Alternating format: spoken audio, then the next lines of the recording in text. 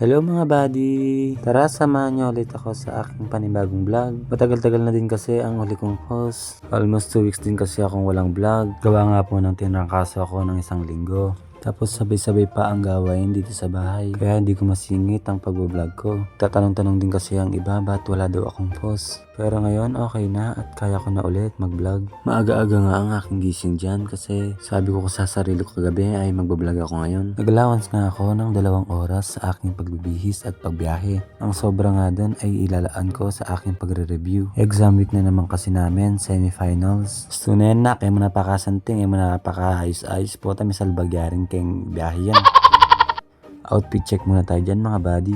3 nga lang pala kami dito sa bahay ngayon. Umuwi na kasi sila ate kahapon kasi nga may pasok ang mga anak niya. Tapos naman sila mama nasa Taiwan ngayon. Pinuntahan sila kuya, 5 araw nga pala sila doon. Kasama ang 2 kong ate at bunso naming kapatid. Papasana all ka na lang ne. Pang-4 na araw na nga nila ngayon doon. Baka bukas ng hapon ay makakauwi na din sila. Dito nga sa part na to, pinapakit niya yung mga ID niya. Akala mo naman kasanting-santing niya doon. Kalbo naman.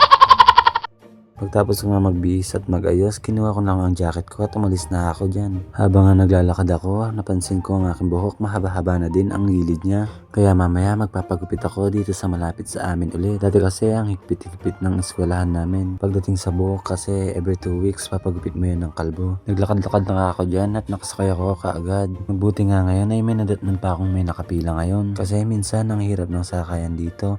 Sasakay ka pa sa lagpas court. Pagsakay ko nga dyan, naghintay pa kami ng konti kasi sabi ni Manong, hinihintay niya ba daw ang asawa niya, aabutan siya ng tubig. Sabi ko, sige lang po. Di naman ako nagmamadali ngayon. Kasi ilang minuto lang at dumating na ang kanyang asawa at tinabot na din ang kanyang tubig. Ang sweet nga nila. Biruin mo, tumagal sila ng ganyang katagal ang relasyon nila. Pag-abot nga ng tubig ay umalis na din kami ni Manong. At syempre, ito ako, tamang video lang sa aking sarili habang nakabiyahe kami. Lalike pa yan, tingnan mo. Ang likot-likot naman ng camera mo, boy. Bakit di mo ipirme? Nahihilo ang mga nanonood sa'yo. Mabash ka dyan, tignan mo. Ay, talaga ba naman? Nagpapakit pa yan, tignan mo. Tignan mo. Tignan mo. Papakit pa yan. Oh, yes. Pagtapos nga ay madadaanan namin ang aming chapel. Sa darating na linggo na kasi ang aming piyesta.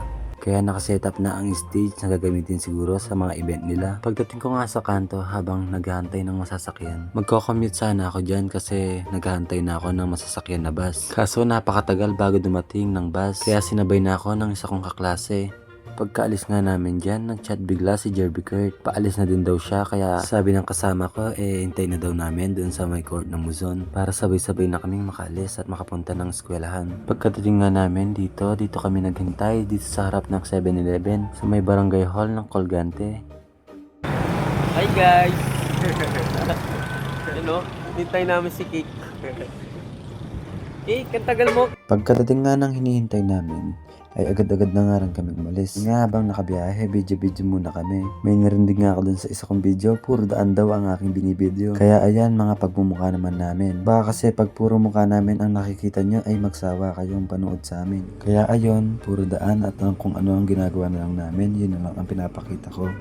Ayan na nga ba ang sinasabi ko? Kahit anong ayos mo rin sa buhok mo, kung nahahanginan yan, wala din. Isa pa, kulit din kasi ang buhok ko, kaya ganyan siya. Pag tumutubo, fast forward nga ay nakarating na kami ng plaza ng Makabebe at malapit na rin kami sa eskwelahan. Pagdating nga namin ay naghanap na sila ng mga paparkingan. Habang hinihintay nga sila, binidyo ko muna yung nagtatrabaho sa taas ng Primark. Ingat po kayo dyan. At pagpasok nga namin sa aming eskwelahan, sumaglit muna kami sa kantin para kumain. Kanin nga ang kinain ng kasama ko pero ako malabon lang. Tapos nga namin kumain ay umakyat na din kami para i-take ang aming exam.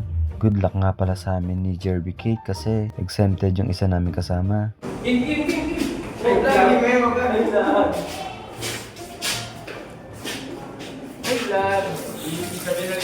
Pagtapos nga namin ng exam ay bumaba na rin kami. Ayun nga pala si Kim Bryan, si Jerby Kurt at si Leonard ang SK namin. Naghintayan nga kami sa baba kasi sabay-sabay na din kaming uuwi. Nagsisakayan na nga sila sa kanilang mga motor at umalis na nga kami. At ako tamang angkas lang kung kanino ako makasakay. Saka na ako bibili ng ganyan kapag may trabaho na ako. At umalis na nga kami. At eto ako tamang video ulit. Nabalo kanyan manuling niya kasi katirik-tirikan na ni Aldo. Alay man pa mong huding kanyang jacket. Leme santing-santingan niya bala mo naman mo. Tiktak yaking kasanting. May pa yung tunay masanting Amo. Bakit kayo? O yan o. Iya ka yung pinakamasanting kaya kami yan. O hindi pa kano pakano pasambot nini pangadwa ay neo. Dita po kanong alang bata ken pwede po kanini Ikim Brian. Joke mo po. Bata naman mo magkapampangan ni. Magkasakit na ako po kasi magtagalog karing lag. Kaya ay ni try keng samot. Tagalog ang pong kapampangan. Mag-adjust ko po kasi para malawad siya po reaching ka akong video. Para intindihan din hanggang alayang kwenta-kwenta.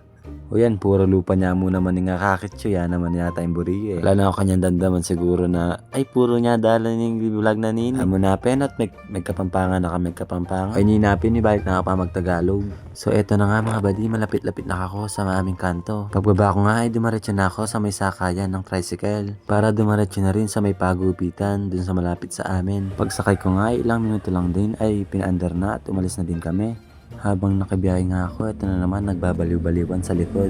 Magkasakit kong mag-video ken kasi lemo naman, no? Kagulo ng camera. Dapat kasi kaya taong kilob kaso mari-marine ko. Nyakinin na akong manggulot. Ayan kagulo na ng camera mo, boy. Hot napin, salamat naman ikuha ko ring miras kay kami. Karas kupin, sabi ko naman kay kayo, lalakaran niya mo banda kay kami ng pagupitan na ini. Ikagulo ko na ano ba talaga? Kapampangan Tagalog. Kagulo kong kagulong-kagulon Ay na magtagalog na ako. Pagdating ko nga dito, naka-open pero wala namang tao. Tumawag nga ako sa loob kung merong tao. Meron namang sumagot, sabi nila kakain pa lang sila. Okay, sabi ko maghihintay na lang ako dito sa harap. At habang naghihintay nga siya, tingnan mo, hindi niya balo kung anong gagawin niya. Nag-iisipan ko kasi kung papagupit ko ba yung taas o gilid lang muna. Pag pinagupit ko na naman kasi ang taas, magmumukha na naman akong Penoy. Itlog yarn. Nanan niya kanya ni Bapa ko, Diyos ko, ay nabalo na nung gawa na kay lupa na ayaw po kayong buwak, no? Gatanan na mong inayos na ni ba't makoya hanggang muli, ay Diyos ko. Ara ito, sa wakas, inaos na ako din ni Mangupit. Kakastart na pa ka nung mengan niyang lintang ko. Kaya linob na akong tambing at linuklok na ako. Okay, ni Albenyo ko magupit.